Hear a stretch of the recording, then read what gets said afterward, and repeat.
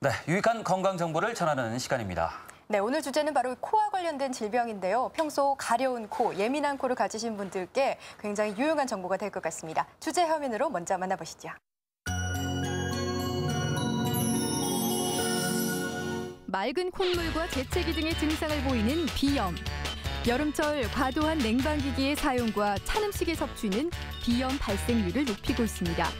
특히 소화비염은 집중력을 떨어뜨리고 성장기 어린이들에게 악영향을 미치기도 하는데요.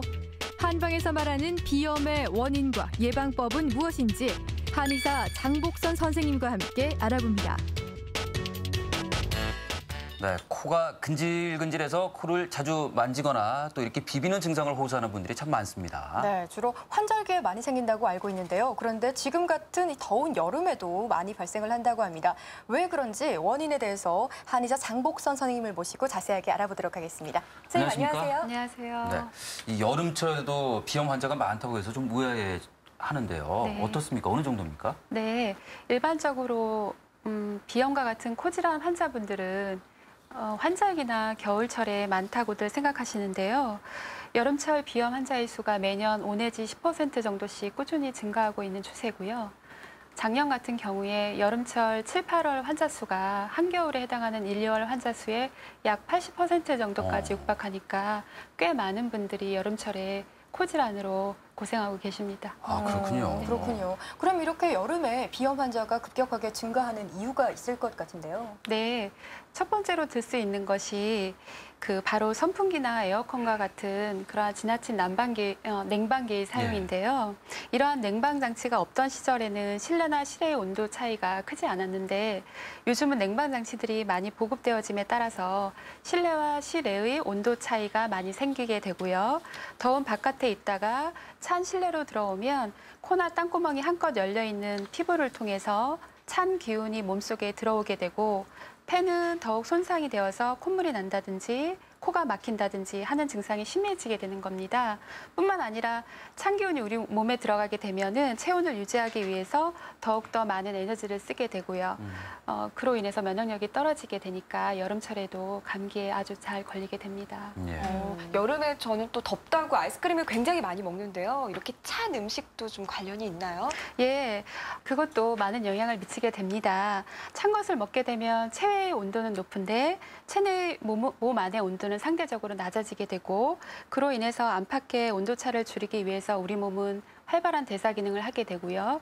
그로 인해서 에너지의 과다한 소모로 몸의 면역력이 떨어지게 되고 또 찬 것을 자꾸 먹게 되면 폐도 손상되게 되니까 코질환이 자꾸 발생하게 됩니다.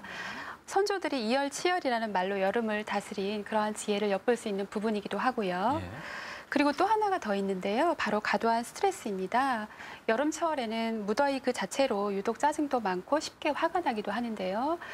실제로 일본에서는 일기예보를 발표할 때 불쾌지수를 같이 발표할 정도로 그 정도니까요. 네. 얼마 전 평창 올림픽 유치에 큰 공을 세웠던 김연아 선수가 과도한 스트레스로 인해서 귀국 환영회장에도 나오지 못했다는 뉴스가 있었는데요. 네. 그만큼 스트레스는 면역력을 떨어뜨리고 그로 인해서 코질환의 원인이 될 수가 있는 것입니다.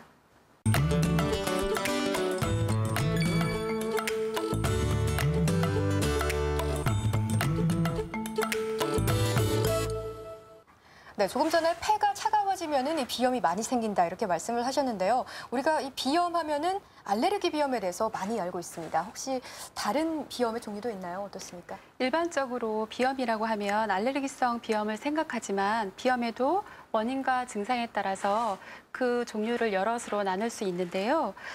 우선 대표적인 알레르기성 비염은 폐가 차가워져서 외부의 조그만 환경 변화에도 민감하게 반응을 하는 것인데요.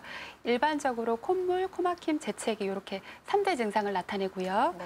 그리고 그 외에 위축성 비염이라고 있는데요. 예. 이것은 코 속이 아주 건조하고 조이는 듯한 그러한 통증을 나타내는 그런 특성을 지니고 코피가 또 반복해서 날 수도 있고요. 점막이 약해지니까 이런 것들은 우리 보통 피부에 노화가 생기는 것처럼 코 점막에도 노화가 생기기 때문에 수분 공급이 제대로 되지 않아서 생기는 질환으로 볼 수가 있습니다. 그 외에도 코감기가 지속이 되어서 코 점막안이 붓고 고름이 생긴다든가 콧물, 코막힘, 재채기 이런 것들이 생기는 급성 비염, 또 앞서 말씀드린 알러지성 비염이나 급성 비염이 반복되어서 그러한 것들이 반복됨으로 인해서 아주 코가 많이 부어 있고 콧물이 목 뒤로 넘어가고 그리고 그로 인해서 그 목 뒤에 불쾌감 또 머리가 무겁다든지 아주 주의력이 산만해진다든지 이런 만성 비후성 비염도 있습니다. 예. 비염이 종류가 참 여러 가지가 있다는 걸 알게 됐네요. 그런데 사실 감기에 걸려도 재채기가 나고 콧물도 나고 그렇지 않습니까? 네. 또 축농증을 앓고 계셔도 뭐 콧물이 나는 증상도 네. 이런 증상들이 유사한데 이게 사실 비염과 확실히 구분이 잘 안 되는 것 같거든요. 예, 맞습니다. 비염과 감기 둘 다 호흡기 증상을 가지고 있는데요. 비염과 같은 경우는 비염은 그 뭐 열이 난다든가 그 또 전염성이라든가 이런 것은 없고요. 감기 같은 경우에는 그 발열도 있고 전염성이 있고 또 왜 몸이 쑤신다 이런 거 있잖아요. 네. 신체 동통을 나타내지요. 그리고 비염과 축농증을 비교를 해보면요.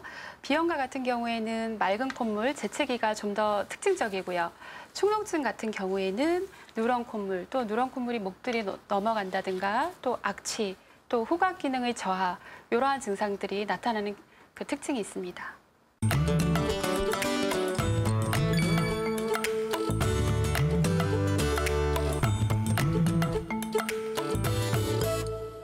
네, 비염의 증상에 대해서 자세하게 알아봤는데요. 요즘에는 또 이 어린 소아에게서 비염 환자가 또 늘어나고 있다고 합니다. 네, 소아비염의 경우에는 성장기에 많은 영향을 미칠 수도 있다고 하는데요. 아이가 비염을 앓고부터 집중력이나 학습에 방해를 받고 있다는 한 부모님을 만나뵀습니다. 환자의 화면 함께 보시죠. 네, 몇 년째 비염을 앓아온 8살 남자 아동인데요. 현재 일주일에 서너 번 치료를 받고 있는 중입니다. 상당히 증세가 심각해 학교 생활은 물론이고요. 집중력까지 떨어져 공부를 하는데 상당히 어려움이 많았다고 합니다. 주위 분의 소개로 알레르기 비염 증상이 좀 있었는데 계속 이렇게 일반 소아과만 다니다가 좀 근본적인 치료를 하고 싶어서 방문을 하게 됐는데 이제 이렇게 한약 먹고 이렇게 물리치료, 코치료 이렇게 하니까는 굉장히 좋은 효과를 보고 있거든요. 처음 올 때는 상태는 좀 어땠습니까? 기침하고 이제 목 뒤로 이제 후비로 넘어가고 가래 넘어가고 기침할 때마다 이렇게 계속 이제 좀 본인이 이제 피곤하고 이렇게 많이 이제 그러면은 이제 많이 이렇게 해가지고 아침 되고 이러면 확 토하고 이게 좀 굉장히 좀 심했어요. 그래서 일반 소아과에서도 항생제를 계속 꾸준하게 먹었었거든요. 그러니까 이제 항생제는 먹다 보면은 계속 이렇게 약 기운이 떨어지다 싶으면 또 아프고 또 내성 생기고 이렇게 하니까 도저히 애한테도 좀 몸이 좀 많이 안 좋은 것 같고. 한약을 복용하면서 병원에서 비염 증세를 회복시켜주는 물리치료를 적절히 병행하고 있는 중인데요. 치료를 하면서부터는 아침, 저녁으로 심했던 기침과 알레르기 증세가 많이 호전이 됐다고 합니다. 다행이네요.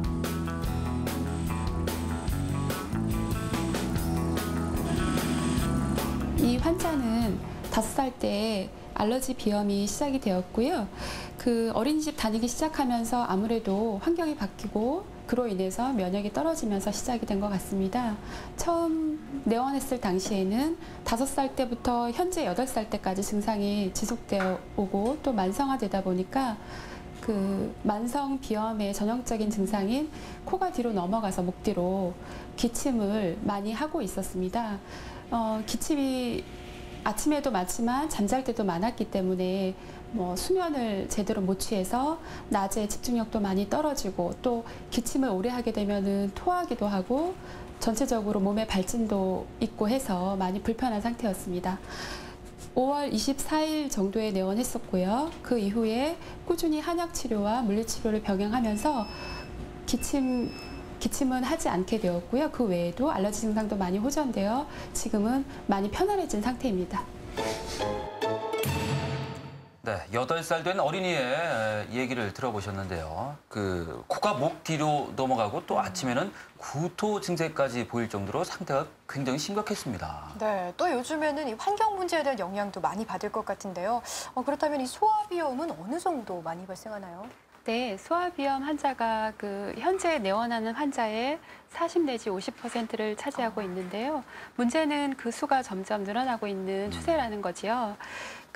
아이들 같은 경우에는 유전적인 원인으로 비염이 생기게 되거나 또 잘못된 식습관이나 환경적인 문제 등으로 면역이 약해져서 그로 인해 감기를 자주 하고 그로 인해 비염이 생기게 되는데요.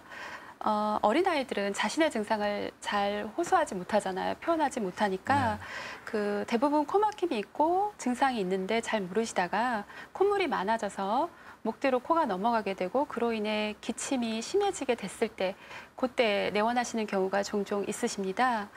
그래서 평소에 아이들의 얼굴이나 행동 이런 것들을 관찰하는 것이 조기 발견에 도움이 될 텐데요.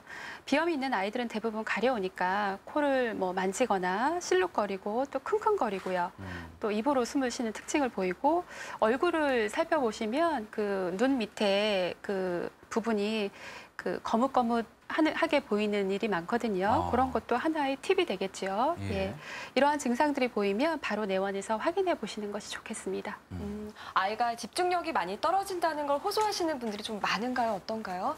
네, 비염이 있으면은 코가 막혀서 입으로 숨을 쉬게 되고요. 그러면 입맛도 떨어지게 되고 또 아까 말씀드린 것처럼 콧물이 목 뒤로 넘어가게 되니까 위액을 희석시켜서 위장장애도 오게 되고요. 그로 인한 성장장애 이런 것들 올 수 있습니다. 그리고 그 외에 이제 코가 계속 막히고 또 머리도 아프고 코도 간질간질하고 하니까 학습 집중력이 많이 떨어지게 되죠. 초기에 발견해서 치료해 주시는 것이 그래서 중요하다 할 수 있겠습니다.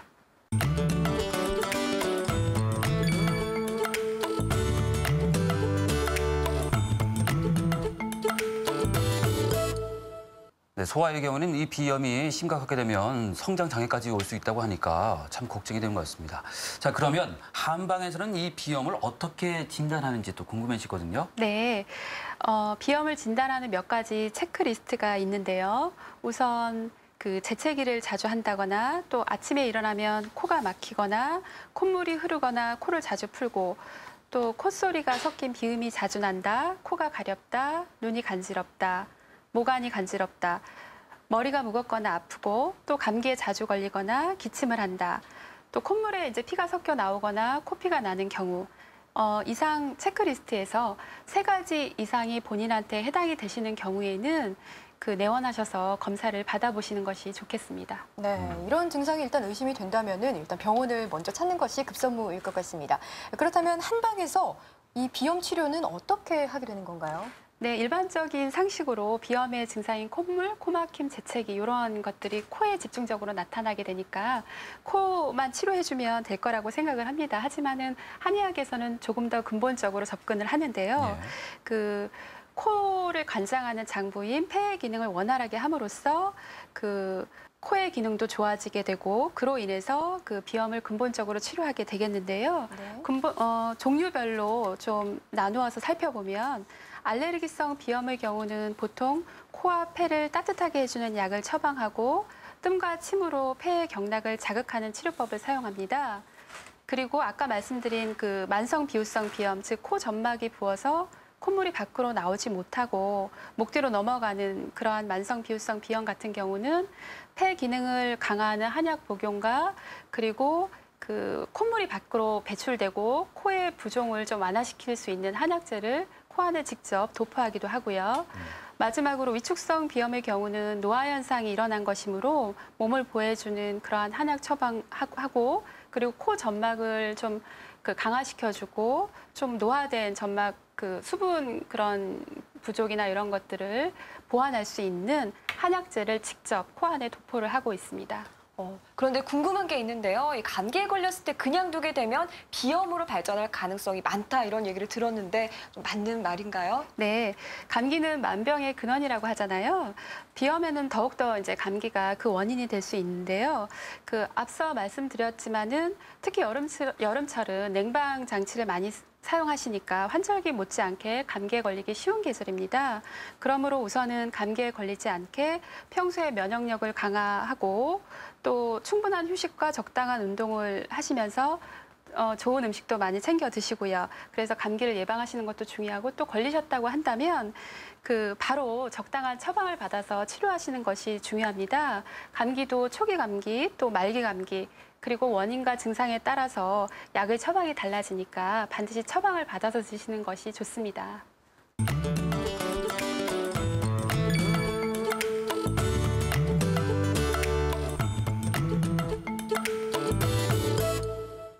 네, 비염이 잘 낫지 않는 분들은요, 이건 뭐 치료할 때 그뿐이고 또 계속 달고 살아야 된다 이렇게 말씀도 하시고요. 사실 완치가 잘 안 된다고 생각하시는 분들이 많거든요. 결론부터 말씀드리면 비염도 치료 가능한 질환입니다. 예. 대부분의 경우 단발적인 코 증상 아까 말씀드린 그렇게 증상만 치료하고 곧대 넘어가시는 경우가 많기 때문에 고질적인 만성 질환으로 인식되는 경우가 많은데요. 그러한 단발적인 증상 치료가 아니라 좀 더 근본적으로 폐기를 강화시켜서 면역력을 회복시키고요. 또 몸의 불균형을 바로 잡아서 그러한 치료를 통해서 증상을 호전시키신다면은 많이 좋아지실 수 있고 또 그 이후에 바른 생활 습관을 유지하면서 지켜나가시면 분명히 재발을 방지하실 수가 있습니다. 그리고 한방에서는 우리 몸에 좋은 음식이나 차 추천을 많이 해주시잖아요. 그렇다면 비염에 좋은 음식이나 차가 있다면 좀 소개를 좀 해주시죠. 네, 첫째 생강차인데요. 생강은 통증을 완화시키고 또 따뜻한 성질이 있으니까 신진대사 기능을 촉진시켜서 살균 작용을 강하게 만들어주니까 추위에 노출되어 생기는 맑은 콧물과 급성 비염에 효과가 좋습니다. 그리고 평소에 추위를 많이 타는 분들, 그런 분들이 수시로 마시면 비염을 예방할 수도 있겠지요. 그리고 둘째 박하차인데요.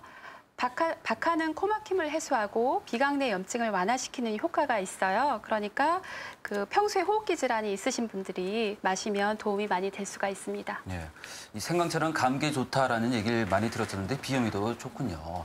자, 이렇게 좋은 비염이 좋은 음식들을 저희들이 또 알아봤는데요. 네. 마지막으로 생활 속에서 좀 비염을 예방할 수 있는 좋은 방법이 있다면 네. 소개를 좀 해주시죠. 첫째 감기에 걸리지 않도록 주의해야 하는데요. 네. 아까 말씀드린 대로 코감기가 지속이 되면 비염이 되고 비염이 또 지속이 되면 축농증이나 중이염으로 발전이 될 수 있으니까 감기 관리가 비염 관리의 시작이라고 볼 수 있고요.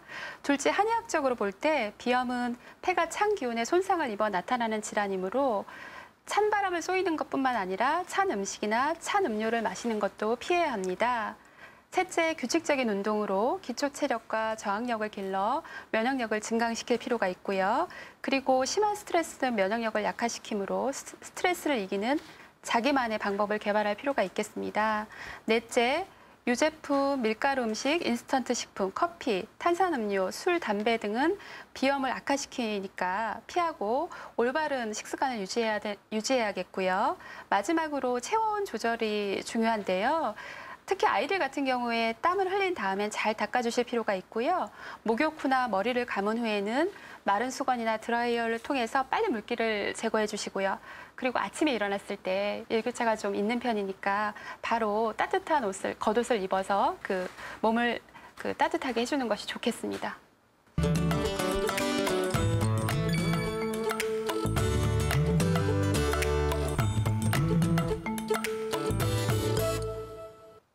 네, 오늘 이 시간 비염에 대해서 자세하게 살펴봤는데요. 이 더운 날씨에 과도한 냉방기기의 사용으로 인해서 비염을 부추기는 일이 없도록 주의를 좀 하셔야겠습니다. 네, 그리고 비염이 의심이 된다면 꼭 병원을 찾으셔서 적절한 치료를 받으시길 바라겠습니다. 네, 오늘 도움 말씀 주셨던 장복선 선생님 정말 감사드립니다. 고맙습니다. 감사합니다.